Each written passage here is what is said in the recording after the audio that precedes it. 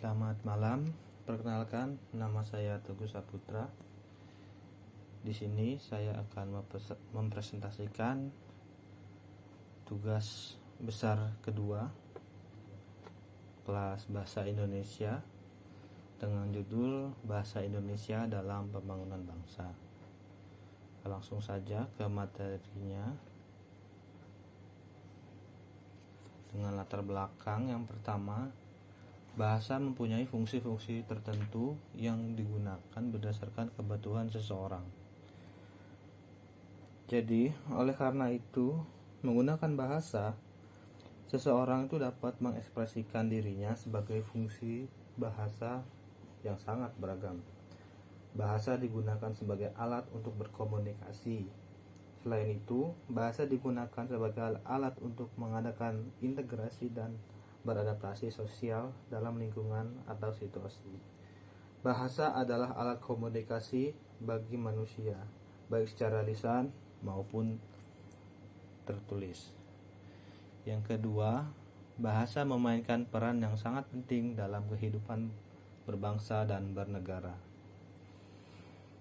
Oleh karena itu, bahasa merupakan lambang yang dihasilkan oleh alat-alat suara yang biasa digunakan oleh rekan senegaranya dalam kehidupan sehari-hari.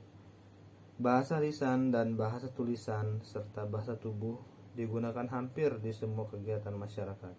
Bahkan, jika kita tertidur, kita akan menggunakan bahasa secara tidak sadar. Yang ketiga adalah bahasa juga dapat diartikan sebagai simbol suara yang dapat digunakan sebagai alat komunikasi antar individu, yang mana dapat digunakan sebagai alat komunikasi antar individu. Orang saling berkomunikasi dan menggunakan bahasa untuk bersosialisasi, sehingga peran bahasa dalam kehidupan sosial sangat penting. Mengikuti perkembangan zaman di bawah perkembangan penggunaan bahasa saat ini di era globalisasi. Lalu selanjutnya, bahasa Melayu Riau sebagai bahasa dasar bahasa Indonesia pada Sumpah Pemuda 28 Oktober 1928. Dengan dicetuskannya bahasa Melayu Riau sebagai bahasa Indonesia pada Sumpah Pemuda tersebut, perkembangan bahasa Indonesia terus meningkat.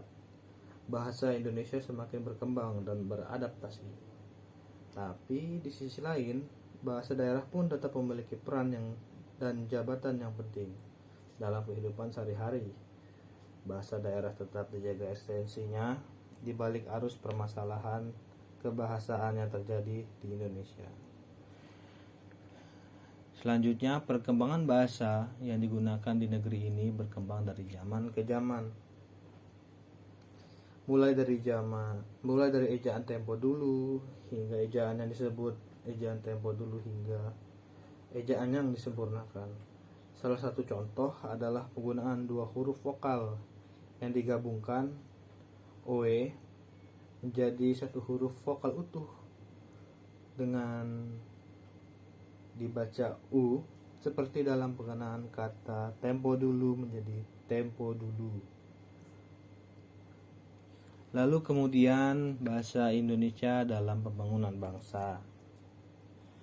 Fungsi bahasa Indonesia dalam pembangunan bangsa terdapat dalam pernyataan sikap bertanah air satu, tanah air Indonesia, berbangsa satu, bangsa Indonesia, dan menjunjung bahasa persatuan, bahasa Indonesia.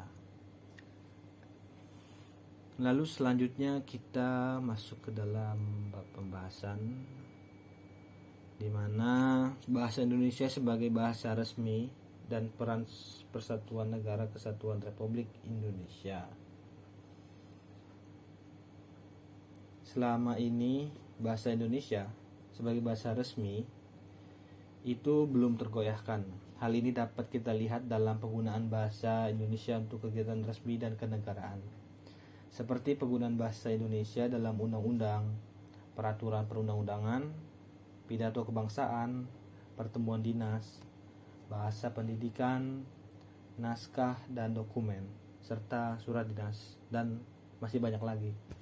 Selama ini masyarakat Indonesia masih aktif menggunakan bahasa Indonesia sebagai bahasa nasional dalam komunikasi sehari-hari, terutama dalam pekerjaan, kampus maupun sekolah, perjalanan dan acara-acara informal lainnya, pertukaran antar berbagai suku di Indonesia.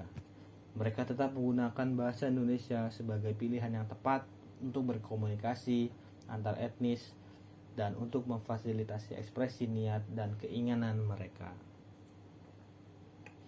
Sebagaimana telah disinggung sebelumnya, sejak lahirnya Negara Kesatuan Republik Indonesia tahun 1945, pemerintah Indonesia telah bekerja keras untuk mempertahankan bahasa Indonesia sebagai bahasa resmi, bahasa kesatuan, dan bahasa kesatuan. Lalu yang kedua, kedudukan dan fungsi bahasa Indonesia sebagai bahasa negara dan bahasa nasional. Sebagai bangsa Indonesia, sepatutnya kita menyadari bahwa kedudukan bahasa Indonesia ada dua. Yang pertama yaitu bahasa Indonesia sebagai bahasa resmi atau bahasa negara dan sebagai bahasa nasional dan bahasa atau bahasa persatuan. Kedudukan sebagai bahasa Indonesia sebagai bahasa negara tertulis resmi dalam Undang-Undang 1945 Bab 15 Pasal 36 yang menyatakan bahwa bahasa negara ialah bahasa Indonesia. Kedudukan sebagai bahasa nasional tercantum dalam Ikrar Sumpah Pemuda tahun 1928 ketiga yang berbunyi, kami putra-putri Indonesia menjunjung bahasa persatuan bahasa Indonesia. Lalu selanjutnya, memperkukuh peran bahasa Indonesia sebagai alat pemersatu NKRI. Bangsa Indonesia terdiri dari berbagai ras dengan budaya dan bahasa yang berbeda.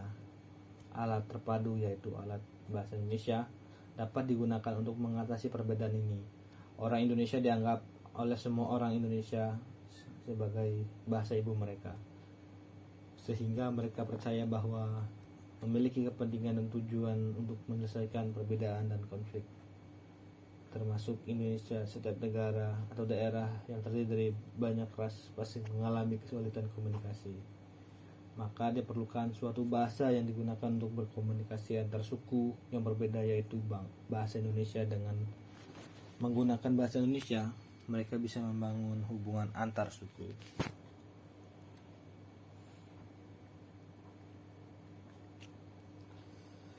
Poin selanjutnya adalah upaya pembinaan bahasa Indonesia melalui media sosial.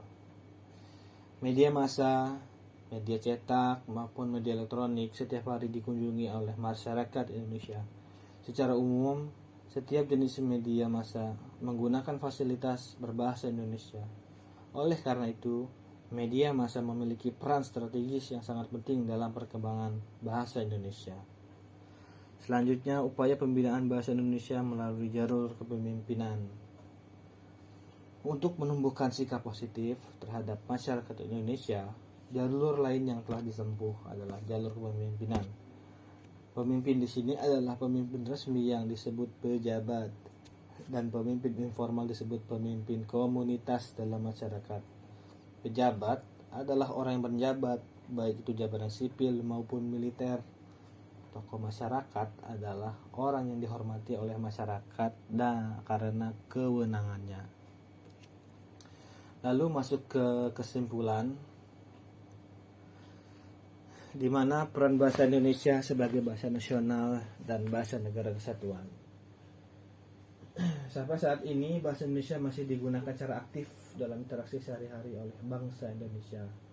Usaha pemerintah sejak lahirnya NKRI tahun 1945 untuk mempertahankan bahasa Indonesia sesuai dengan perannya sebagai bahasa negara.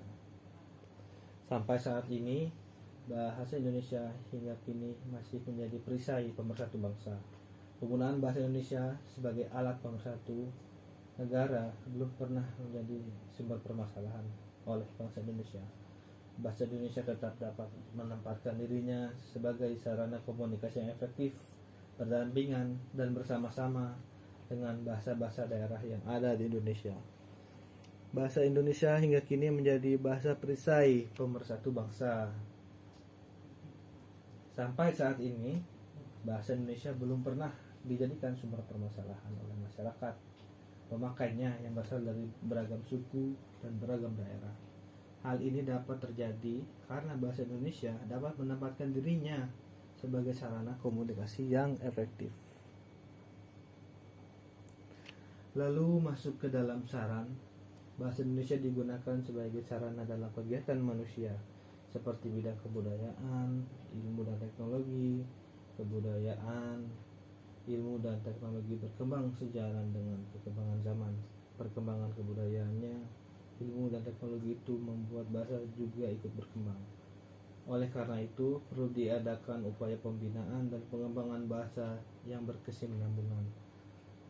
Presentasi ini hanya membahas masalah pembinaan bahasa Indonesia melalui peran media massa dan perkembangan bahasa Indonesia melalui pemekaran kosakata. Dan pemaparan dari saya, selamat malam.